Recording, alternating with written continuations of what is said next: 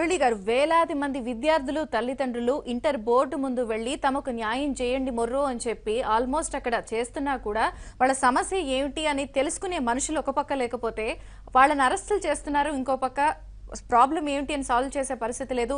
కొద్దిసేపటి క్రితం ముఖ్యమంత్రి కేసీఆర్ సమీక్ష చేస్తున్నా కూడా ఇప్పటికీ కూడా ఇది అని వాళ్ళని పట్టించుకునే వాళ్ళు లేరు.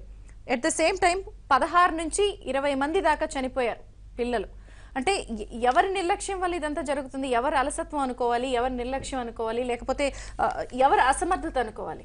ఇది ప్రభుత్వ వైఫల్యం అండి. మేజర్గా ఇది వరకు జరుగుతున్నటువంటి ప్రతి ఇయర్ చూస్తున్నాం. చిన్న చిన్నగా ఒక డిస్టర్బెన్స్ తోటి ఒకరు ఇద్దరు చనిపోయినటువంటి సంఘటనలు చూసాం. ఎందుకంటే వాళ్ళు మనోధైర్యంతో దెబ్బతినిపోయి వాళ్ళు అక్కడ సూసైడ్ చేసుకున్నారు. డిస్టర్బెన్స్ అనేది లేకుండే బోర్డులో. అటువంటిది సాఫీగా జరుగుతున్న దగ్గర ఇలాంటి మళ్ళీ ఒక ఏది గ్లోబరీనా కంపెనీ తీసుకొచ్చారు. అది ఆల్రెడీ దాని జేఎన్టీయూలో లాస్ట్ ఇయరే అక్కడ ఇష్యూస్ ఉన్నటువంటి కంపెనీని ఇక్కడ బిడ్లో తక్కువకి బిడ్ చేశారని చెప్పేసి వాళ్ళు తీసుకొచ్చారు. తక్కువకి బిడ్ చేశారని తీసుకొచ్చిన దానికి పరిణామం ఇవాళ చూడండి ఎంత మూల్యం చెల్లించుకోవాల్సి వస్తున్నది. ఒకటి కాదు, రెండు కాదు, 20 మంది పిల్లలు ఇవాళ చనిపోవడం జరిగింది. అదే ముఖ్యమంత్రి గారు ఒకటో రోజు ఫస్ట్ డేనే బయటకు వచ్చేసి ఇలా కాదు నేను ఉన్నాను అని చెప్పేసి మీకు ఎటువంటి హామ్ జరగదు అని చెప్పేసి ఒక నమ్మకం కనుక క్రియేట్ చేసి ఉంటే ఒక ఎడ్యుకేషన్ మినిస్టరే కావచ్చు సరైన జవాబు ఇచ్చేసి అక్కడికి వచ్చిన వాళ్ళని సామరస్యంగా మాట్లాడుతూ అసలు అట్మాస్ఫియర్ ఏంటండి, పిల్లలు అక్కడికి వెళ్తే తల్లిదండ్రులని తీసుకొని వెళ్తే వాళ్ళని లాక్కెళ్ళిపోయి పోలీసు వ్యాన్లలో వేసేసిపోయి అరెస్ట్ చేయడం అంటే వాళ్ళకు పిల్లల లోపల మనోధైర్యం కోల్పోరా? అదే పిల్లలు మా తల్లిదండ్రులు చెప్పినా కూడా మాకు ఎటువంటి ఫలితం లేదు, ఇంకా మా లైఫ్ ఎందుకు అనేటువంటి ఆలోచన వచ్చి ఇంకేదైనా జరుగుతున్నాయనుకోండి, దానికి ఎవరు బాధ్యులు? సో దానికి ఫస్ట్గా నేను ఒకటి అడుగుతున్నాను, ఏదైతే పిల్లల్ని అందరినీ ఇంత అరెస్ట్ చేశారో దీనికి ఫస్ట్ ప్రభుత్వం పరంగా పిల్లల తల్లిదండ్రులకి పిల్లలకి క్షమాపణ చెప్పుకోవాలి. అండ్ రెండోది పిల్లలకి ధైర్యం చెప్పాలి, ఇలాంటివి మీరు రిపీట్ చేయకండి, ఇలాంటిది జరగదు, మీకు ఎటువంటి నష్టం అనేది జరగకుండా మేము జాగ్రత్త తీసుకుంటాము, 1-2 రోజులు కావచ్చు కానీ మేమున్నాము అనే ఒక భరోసా ఇవ్వాల్సిన సమయం అండి ఇది. పిల్లలతో పాటు తల్లిదండ్రులకి కూడా. తల్లిదండ్రులు కూడా ఇప్పుడు చూస్తేనేమో ఇటు ఎంసెట్ నీట్ ఎగ్జామ్స్ దగ్గరకు వచ్చేస్తున్నాయి, ఇటు అప్లికేషన్స్ పెట్టుకోవాలి. 99 వచ్చే వాళ్ళకి 0లు 9 మార్క్స్లు 2 మార్క్స్ 3 మార్క్స్ సింగిల్ డిజిట్స్ వచ్చాయి. వాళ్ళు అసలు మాది ఏమవుతుంది అనేది ఒక అయోమయంలో ఉన్నారు. దీని ఇంపాక్ట్ రేపు వచ్చే ఎంట్రన్స్ ఎగ్జామ్స్ పైన ఎంతగా తీవ్రమైన ఎఫెక్ట్ చూపిస్తుంది. దీనివల్ల ఇప్పుడేమో చూస్తేనేమో national level exams, competitive exams, పోనీ ఇక్కడ ఉన్న పరిస్థితుల్లో స్టేట్లోనే ఒక 6 నెలలు 3 నెలలు నెల రోజులు వెనక ముందు జరుపుకోవడానికి కూడా వీల్లేనటువంటి పరిస్థితులు. ఎంత జాగ్రత్త తీసుకోవాలి బోర్డు పరంగా? అటువంటిది ఒక కంపెనీకి రిమార్క్స్ ఉన్నటువంటి కంపెనీని తీసుకొచ్చేసి మనం ముందట పెడుతున్నామంటే ఇవాళ చూడండి, నవ్య అనే అమ్మాయిలో ఒకసారి ఫెయిల్ అని చూపించారు, మళ్ళీ ఇమ్మీడియట్గా ఆమె అప్లికేషన్ ఇచ్చింది లేదు, ఏమి చేసింది లేదు. అంటే అంత విచ్చలవిడిగా 99 మార్క్స్ వేసేసేటువంటి సంస్థకి మనము అటాచ్ అయి ఉన్నాము అని అంటే సిగ్గుచేటు. ఇవాళ 20 మంది పిల్లలు చనిపోయారండి. ఈ రోజు వరకు సీఎం కేసీఆర్ గారికి టైం దొరకలేదా అండి? మరి అదే సీఎం గారు తన కూతురు ఎంపీ క్యాంపెయినింగ్ కోసము స్వయంగా తానే ఒక మాండవ వెంకటేశ్వరరావు గారి ఇంటికి వెళ్ళి తన కూతురు గెలుపు కోసం ఆయన కృషి చేశారు. మరి 20 మంది పిల్లల చావును ఆపడానికి ఒక అడుగు ముందుకు వేయడం ఆయనకు సాధ్యం కాలేదా?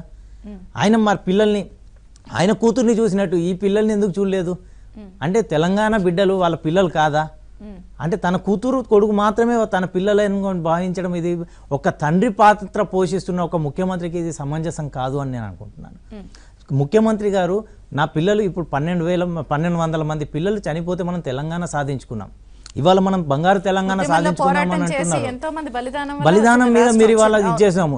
ఇవాళ మరి బంగారు తెలంగాణ కోసం ఇట్లాంటి బిడ్డలు ఎంతమంది చనిపోతున్నారు? మీడియాలో మైకుల్లో ఇదేనా బంగారు తెలంగాణ అని కూడా అంటున్నారు. ఎలా మరి మీ ఫిగర్ ఎప్పుడు వస్తుంది? మరి మీరు బంగారు తెలంగాణ డిక్లేర్ చేయడానికి ఇదిగో వచ్చేసి 1 రోజులో వస్తుంది, 2 రోజుల్లో వస్తుంది, ఇంకా 4 రోజుల్లో వస్తుంది అని చెప్తారు. మరి ఇంకెప్పుడు చెప్తారు మాకు అలాంటి బంగారు తెలంగాణకి పునాదులు ఎప్పుడు వేస్తున్నారు? మరి ఇంకా ఎంతమంది పిల్లలు చనిపోవాలి? మరి ఇందుకోసమా మనం ఇవాళ తెలంగాణ సాధించుకున్నది?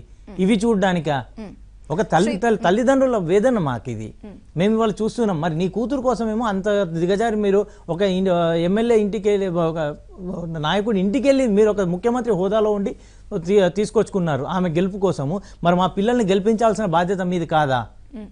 శ్రీధర్ గారు, ఒక పక్కన తల్లిదండ్రులు పిల్లలు కూడా ఎంతో ఆవేదన చెందుతున్నారు. పిల్లల భవిష్యత్ ఏమైపోతుందని తల్లిదండ్రులు, అసలు రేపొద్దున మా భవిష్యత్ ఏమవుతుంది, ఒక పక్కన ఎంట్రన్స్ టెస్ట్లు నేషనల్ లెవెల్లో కంప్లీట్ చేయాలి, ఇవన్నీ ఒక ఎత్తైతే వాళ్ళు సింపుల్ గా సరే పెద్ద పొరపాట్లు ఏం జరగలేదు, రివాల్యుయేషన్ రీకౌంటింగ్ పెట్టేసుకోండి మీ సమస్య తీరిపోతుందని అంటారు. సరే నిజంగానే అవి పెట్టుకున్న ఫుల్ ఆఫ్ టెక్నికల్ ఇష్యూస్, మొత్తం టెక్నికల్ ఇష్యూస్ ఏంటి, వెబ్సైట్స్ ఓపెన్ కావటం లేదు, కనీసం రీవాల్యుయేషన్ కి ఒక సబ్జెక్ట్ కి 600 అంటే కూడా మొత్తం కట్టండి అని చెప్పి చూపిస్తుంది. అంటే 6 సబ్జెక్టులు అంటే 3600 రూపాయల దాకా కట్టాల్సి వస్తుంది.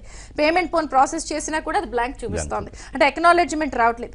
ఇన్ని టెక్నికల్ ఇష్యూస్ ఉంటే మరి అవి కూడా సాల్వ్ చేయట్లేదు కదా. ఫలితాలు రావడం ఒక సమస్య అయితే వచ్చిన తర్వాత వచ్చిన ఈ సమస్యలను కూడా ఎవరు సాల్వ్ చేసే పరిస్థితి లేదు. ఏంటిది అంటే ఇక్కడ గ్లోబల్ అయిన సంస్థ ఎగ్జామినేషన్ ఫీజు సమయంలోనే ఆల్రెడీ కాలేజెస్ వాళ్ళు ఎగ్జామినేషన్ ఫీజు పంపిస్తే గనక కనీసం దాన్ని ఎక్నాలెడ్జ్ చేయకుండా రెండోసారి పే చేయాల్సిన పరిస్థితి, అలాగే ఎగ్జామినేషన్ ఫీజు గడువు తేదీని కూడా నెంబర్ ఆఫ్ టైమ్స్ పొడిగించాల్సిన పరిస్థితి ఏర్పడింది. అక్కడే వైఫల్యం అనేది స్పష్టంగా కనపడుతోంది. ఈ రోజు విద్యాశాఖ మంత్రి ప్రెస్ మీట్ పెట్టేసి ఇట్లాగా మీరు రీవాల్యుయేషన్ చేయించుకోవచ్చు అని చెప్పేసి అన్నట్లు చెబుతూ ఉంటే అదే రోజు అదే క్షణము ఆ వెబ్సైట్ ఓపెన్ చేయడానికి ట్రై చేస్తే రీవాల్యుయేషన్ పెట్టడానికి వెబ్సైట్ ఓపెన్ కాదు. ఒకవేళ ఓపెన్ అయితే టోల్ ఫ్రీ నెంబర్ ఇచ్చిన టోల్ ఫ్రీ నెంబర్ ఓపెన్ పనిచేయదు, వెంటనే కట్ అయిపోతుంది. సో ఎలాగంటే రీవాల్యుయేషన్ పెట్టుకోమని చెప్పేసి ఒక పక్క మీడియాలోనేమో విద్యాశాఖ మంత్రి మాట్లాడింది వస్తూ ఉంటుంది. ఎలాగ ఎక్కడ పెట్టుకోకుండా అంటే సైట్ ఓపెన్ కాకుండా కనీసం site server capacity, for example ఇంతమంది ఓపెన్ చేస్తున్నారు కాబట్టి ఓపెన్ కావట్లేదు అనుకుందాం టెక్నికల్ గా. మరి గూగుల్లో ఫేస్బుక్ లాంటి ప్రపంచవ్యాప్తంగా కోట్లాది మంది ఓపెన్ చేస్తూ ఉంటారు. అవి ఏ రోజు కూడా డౌన్ అయిన కొన్ని సందర్భాలు మహా అయితే ఒక అరగంట డౌన్ అవుతాయేమో. సో ఎందుకు సర్వర్ కెపాసిటీ పెంచుకోరు, ఎందుకు ర్యామ్ పెంచుకోరు, ఎందుకు ప్రాసెసింగ్ కెపాసిటీ ఎందుకు పెంచుకోరు, నెంబర్ ఆఫ్ కోర్స్ ఎందుకు పెంచుకోరు? అంటే మీకు ఎంత ట్రాఫిక్ వస్తుందని చెప్పేసి అనుకున్నప్పుడు అలాగే టోల్ ఫ్రీ నెంబర్ అనేది పనిచేయనప్పుడు ఎందుకు ఇవ్వాలి? అంటే ఒక పక్క స్టూడెంట్స్ వచ్చేటప్పటికే ఏం జరిగిందో అర్థంగా గందరగోళంలో ఉంటే మీరు రీవాల్యుయేషన్ పెట్టుకోమంటారు. రీవాల్యుయేషన్ కోసం గడువుతో ఇది తక్కువ పెట్టేసి ఆ సైట్కి వెళ్ళేసి రీవాల్యుయేషన్ పెట్టుకోవడానికి ట్రై చేస్తేనే సైట్ ఓపెన్ కాదు, టోల్ ఫ్రీ నెంబర్ పనిచేయదు. అంటే ఏం చేయాలి? ఒక మోటివేషన్ చాలా మంది స్టూడెంట్స్కి నేను ఈ 2-3 రోజుల్లో చాలా మంది స్టూడెంట్స్తో మాట్లాడితే వాళ్ళు కనీసం చదవాలంటే ఇంట్రెస్ట్ రావట్లేదు. నెక్స్ట్ వాళ్ళు చదవాలన్నా కూడా ఎంసెట్ కానీ ఇంకా ఫర్దర్గా ఏమైనా ఎగ్జామినేషన్స్ చదవాలన్నా కూడా మాకు మోటివేషన్ రావట్లేదు అంటున్నారు. ఏం చేయాలి అలాంటి వాళ్ళ భవిష్యత్తుని ఏం చేయాలి? అంటే టెక్నికల్గా గ్లోబల్ అయిన సంస్థ వైఫల్యం చెందిందా లేకపోతే ఇదంతా కమిటీ వేసి మేము తెలుస్తూ ఉంటున్నారు, కానీ నిజంగా అక్కడ 0 మార్క్స్ 0 నుంచి 99 మార్క్స్కి ఎలా మారిపోయినాయి అది ఒక్క కేసు గురించే చూస్తున్నారు వీళ్ళు. ఒక్క కేసు ఏదో మిస్టేక్ జరిగిందని చెప్పేసి కానీ చాలా కేసెస్ లో కూడా కొన్ని కోడ్స్ ఏఎఫ్ అని ఇలా రావడం ఏపీ అని చెప్పేసి కాదు, వందల్లో కాదు, వేలలో ఉన్నాయి అట్లాంటి ఇష్యూస్. ఆ వేలలో ఉన్న ఇష్యూస్ టెక్నికల్ గా ఇష్యూని సాల్వ్ చేయడానికంటూ ఏమి సొల్యూషన్ ఏం లేదంటే డెఫినెట్గా ఎందుకు సాల్వ్ చేయలేదు? ఇప్పుడు బేసికల్ గా కొంత డేటా, ఇప్పుడు ఎగ్జామినేషన్ ఫర్ ఎగ్జాంపుల్ కొన్ని పేపర్స్ కరెక్షన్ చేసేసి ఒక సంస్థకి ఇస్తే కనుక ఆ సంస్థ ఆ డేటా మొత్తాన్ని ఒక డేటాబేస్లో ఎక్కించి ఫలానా వ్యక్తికి ఫలానా స్టూడెంట్కి ఈ సబ్జెక్టులు ఇన్ని మార్క్స్ వచ్చినాయని చెప్పేసి డేటా ఎంట్రీ చేయాల్సిన అవసరం ఉంది. ఆ డేటా ఎంట్రీ చేసి కొన్ని కేసులు నేను చూస్తే కనుక బయట కాలేజీలో వాళ్ళకి ఇచ్చిన సీడీలోనేమో ఒక అభ్యర్థి పేరు ఉంటుంది, అతని మార్కులు ఉంటాయి. అతని హాల్ టికెట్ నెంబర్ వెబ్సైట్ లో వెతికితే కనుక అతని హాల్ టికెట్ నెంబర్ కనపట్లా. అంటే సీడీలో డేటా ఉండి వెబ్సైట్ లో ఎంటర్ చేసిన డేటాబేస్ లో డేటా లేకపోతే కనుక ఎవరు ఫెయిల్యూరు? అంటే ఇలాగా కొంతమంది మార్క్స్ తప్పుగా వేయటం కంప్లీట్ గా గ్లోబల్ అయిన సంస్థ అనేది దీనికి బాధ్యత వహించాలి. ఖచ్చితంగా సాంకేతిక లోపం స్పష్టంగా కనపడుతోంది. కానీ దురదృష్టవశాత్తు ఆ సంస్థ ఎండి చెప్పేది మాకు చాలా చరిత్ర ఉంది, మేము చాలా క్లీన్ అంటే మాకు ఎక్స్పీరియన్స్ ఉందని చెప్పేసి అనుకుంటూ ఉన్నారు. వాస్తవం ఎంతమంది స్టూడెంట్స్ వచ్చి సఫర్ అవుతుంటే మాకు ఈ కంప్లైంట్ ఉందని చెబుతుంటే కనుక ఒక్కళ్ళు కూడా నైతిక స్థైర్యం ఇవ్వట్లేదు. అదే ఏదో మిస్టేక్ జరిగింది మేము సాల్వ్ చేస్తున్నాం. ఇప్పుడు సీఎం గారైనా 3 రోజుల నుంచి 4 రోజుల నుంచి వేసి ఎంత గొడవ జరుగుతున్నా ఇంటర్మీడియట్ బోర్డు ముట్టడిస్తున్నా కూడా ఎవరు పట్టించుకోకుండా ఎంతమంది చనిపోయినా కూడా ఈ రోజు వచ్చి మాట్లాడితే ఆయన మాటలకు నిజంగా చాలా పవర్ ఉంది. ఆయన మాటల వల్ల తెలంగాణ వచ్చింది.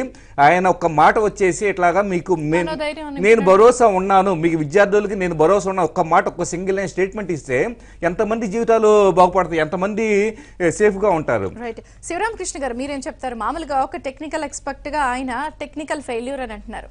పేరెంట్స్ వీళ్ళందరూ కూడా మూల్యాంకనం చేసినప్పుడు వాల్యుయేషన్ లో లేదంటే పొరపాట్లు జరిగినాయి, లేకపోతే ఇవి కొన్ని కేసెస్ అంటే దిద్దిన వాళ్ళ తప్పు అనుకోవాలా, బోర్డు ఫెయిల్యూర్ అనుకోవాలా, టెక్నికల్ ఫెయిల్యూర్ అనుకోవాలా, గ్లోబల్ ఎరీనా తప్పు అంటున్నారు, అవుట్ సోర్సింగ్ అంటే ఒక్క ఇంటర్ రిజల్ట్స్ లో ఎంతమంది మిస్టేక్స్ మాట్లాడుతున్నారు. ఏదో ఒక్క మిస్టేక్ కాకుండా ఇక్కడ ప్రతిదీ కూడా మిస్టేకే కనిపిస్తోంది. బోర్డ్ ఫెయిల్యూర్ కనిపిస్తోంది, దిద్దిన వాళ్ళకి తప్పు అంటున్నారు. గ్లోబల్ ఎరీనా అది అవుట్ సోర్సింగ్, టెక్నికల్ ఫెయిల్యూర్, పోనీ ఆఫ్టర్ రిజల్ట్స్ తర్వాత సాల్వింగ్ ఇష్యూ కూడా. అంటే ఎలా చూడాలి ఈ వ్యవహారం అంతా? ఎవరి నిర్లక్ష్యానికి పిల్లలంతా వీళ్ళంతా బాధ్యులు అవ్వాలి? ముందుగా ఇంటర్మీడియట్ బోర్డు వైఫల్యం ఇక్కడ కొట్టొచ్చినట్టు కనపడతా ఉంది. ఎందుకంటే పర్యవేక్షణ అనేది ఇక్కడ పర్యవేక్షణ లోపం అనేది కూడా కొట్టొచ్చినట్టు కనపడతా ఉంది. ఎందుకంటే ఒక ప్రైవేట్ సంస్థకి ఇచ్చేటప్పుడు ఆ ప్రైవేట్ సంస్థ యొక్క నైపుణ్యం ఏంటి, ఆ ప్రైవేట్ సంస్థ ఏ యూనివర్సిటీలోనే సేవలు అందించిందా, లేదా ఇతర బోర్డుల్లో ఏమైనా సేవలు అందించిందా, అంటే డిపిఆర్పి ప్రాజెక్ట్ ఇవ్వాలి అంటే మినిమం 5 సంవత్సరాలు సాంకేతిక ఆధారిత పరీక్షల విభాగంలో పనిచేసి ఉండాలి. కానీ ఇక్కడ ఇలా జరగలేదు. కేవలం గతంలో జేఎన్టీయూ కాకినాడలో కూడా ఈ సంస్థ చాలా ఇబ్బందులకు గురి చేసింది. కానీ మళ్ళీ అదే సంస్థకి కట్టుబెట్టడంలో అర్థం ఏంటి అంటే ఇక్కడ ప్రభుత్వానికి ఈ ప్రైవేట్ సంస్థకి దగ్గర సంబంధాలు ఉన్నాయి. ఆ సంబంధాలు ఉండటం వల్లనే కొన్ని రాజకీయ ఒత్తిళ్ల వల్లనే ఈ గ్లోబెరీనా సంస్థకి ఈ డిపిఆర్పి ప్రాజెక్టుని ఒప్పజెప్పారు. ఒప్పజెప్పి కనీసం పర్యవేక్షించారా? పర్యవేక్షించలేదు. కొన్ని ఉదాహరణలు చెప్తా. అభినందన్ రెడ్డి అనే ఒక స్టూడెంట్, నల్గొండ స్టూడెంట్ ఉన్నాడు. ఫస్ట్ ఇయర్ మ్యాథ్స్లో బైక్ బై 75కి 75 వచ్చాయి, మ్యాథ్స్ ఏలో మ్యాథ్స్ బిలో. అదే కెమిస్ట్రీలో బైక్ బై వచ్చాయి. కానీ సెకండ్ ఇయర్లో వచ్చేటాలకి మ్యాథ్స్లో ఫెయిల్ అయ్యాడు. అంటే 2 మార్కులు 3 మార్కులు వచ్చాయి. అంటే టోటల్గా 906 మార్కులు వచ్చాయి అబ్బాయికి. అంటే మ్యాథ్స్ బిలో ఫెయిల్ అయ్యాడు సెకండ్ ఇయర్లో. ఎలా పాసిబుల్ అవుద్దండి? అంటే ఇది టెక్నికల్ మిస్టేకా, లేదా దిద్దేటప్పుడు వాల్యుయేషన్ చేసేటప్పుడు ఇన్విజిలేటర్ తప్ప అని దీన్ని పర్యవేక్షించాల్సిన బాధ్యత ఎవరి మీద ఉంది? బోర్డు మీద ఉంది. అంటే ఇటువంటి తప్పులు చాలా ఉన్నాయి. టెక్నికల్ గా ఒక పాయింట్ సార్, కెమిస్ట్రీ ఎక్స్పర్ట్ అటు బాగా చదివే స్టూడెంట్ 3 మార్క్స్ 5 మార్క్స్ వచ్చింది, ఏమనుకోవాలి? అంటే వీళ్ళకి ఏంటంటే 60 పేపర్లు ఇచ్చారు, కేవలం 30 పేపర్లు ఇవ్వాలి 3 షిఫ్టుల్లో. 60 పేపర్లు ఇచ్చి వాళ్ళ మీద మానసికంగా ఒత్తిడి చేయడం వల్ల ఇన్విజిలేటర్ ఏంటి కంగారులో వాడు ఎన్ని మార్కులు వేస్తున్నాడు, బబ్లింగ్ సరిగా చేస్తున్నాడా లేదా. మన 99 మార్కులు తెల్లారి సరి చేశారు. అక్కడ బబ్లింగ్ జనార్దన్ రెడ్డి గారిని మేము కలిసినప్పుడు 0 దగ్గర బబ్లింగ్ చేశారండి, కానీ 99 దగ్గర బబ్లింగ్ చేయాలి, కానీ బై మిస్టేక్లు 0 దగ్గర బబ్లింగ్ చేశారు, మేము సరి చేసాము 99 వేసామని చెప్పారు. అంటే ఈ టెక్నికల్ గ్రౌండ్ లోనే చూపించి మిగతా అన్ని కూడా తప్పులు జరుగుతున్నాయని జనార్దన్ రెడ్డి గారు, మీరు విద్యార్థి సంఘాలు పేరెంట్స్ అంటున్నారని చెప్పేసి అన్నారు. మేమేమన్నామంటే ఇటువంటి టెక్నికల్ పాయింట్స్ ఇందాక చెప్పాము. అభినవ్ రెడ్డి 906 వచ్చాయి. అంటే 900 మార్కుల కంటే పైబడిన విద్యార్థులు చాలా మంది ఫెయిల్ అయ్యారు. మేము మెరిట్ స్టూడెంట్స్, మేము ఫెయిల్ అయ్యాము అని చెప్పేసి బోర్డుకు వచ్చి బోర్డు ముందు గేట్ల ముందు తల్లిదండ్రులు విద్యార్థులు పడిగాపులు కాస్తున్నారు. అంటే సెక్రటరీ గారు వినే పరిస్థితులు లేరు.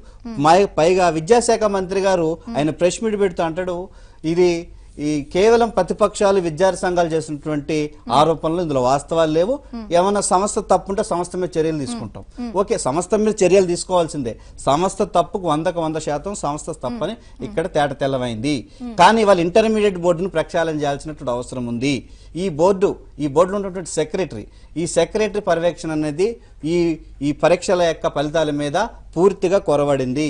ఆయన యొక్క సమాధానం కానీ ఎటువంటి పరిస్థితుల్లో ఆయన యొక్క సమాధానం విద్యార్థులని ఆత్మహత్యలకు ప్రేరేపించేలా ఉంది. ఒక పక్క మంత్రి గారు ఇలా జనార్దన్ రెడ్డి గారు ఒక స్టేట్మెంట్ ఇచ్చారు. ఏమని ఇచ్చారు? చదవకపోతే ఫెయిల్ అవుతారు, కానీ 950కి పైగా మార్కులు వచ్చేటటువంటి విద్యార్థులు ఎందుకు ఫెయిల్ అవుతారు? ప్రత్యేకించి 2892 మంది విద్యార్థులు మెరిట్ స్టూడెంట్స్.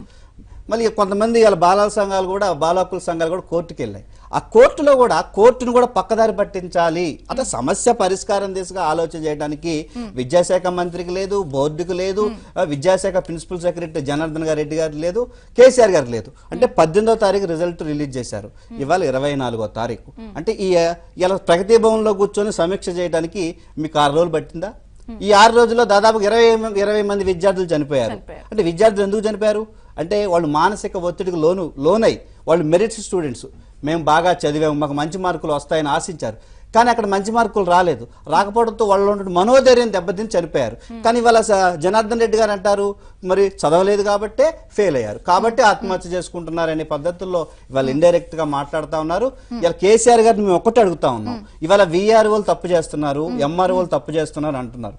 అందుకే మేము రెవెన్యూ శాఖను ప్రక్షాళన చేస్తామని చెప్తా ఉన్నారు. మంచిదే, కానీ విద్యాశాఖలో కూడా ఇలా అనేకమైన లోపాలు ఇవాళ వస్తా ఉన్నాయి. ఇలా బోర్డు కూడా ప్రక్షాళన చేయాల్సినటువంటి ఒక అవసరం చిన్న కూడా విరామం తీసుకుందాం. విరామం తీసుకున్న తర్వాత కూడా ప్రఖ్యాత ఐటీ నిపుణులందరూ కూడా హైదరాబాద్ లోనే ఉన్నారు.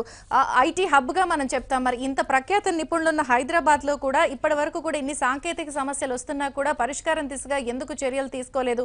పిల్లలు తల్లిదండ్రులు ఇంత మానసిక వేదన గురవుతున్నా కూడా సమాధానం చెప్పేవాళ్ళు ఎందుకు కరువయ్యారు? దీనికి పరిష్కారం ఏమిటి అన్న దానికి సంబంధించి కూడా మనం ఒక విరామం తర్వాత చర్చిద్దాం. ఒక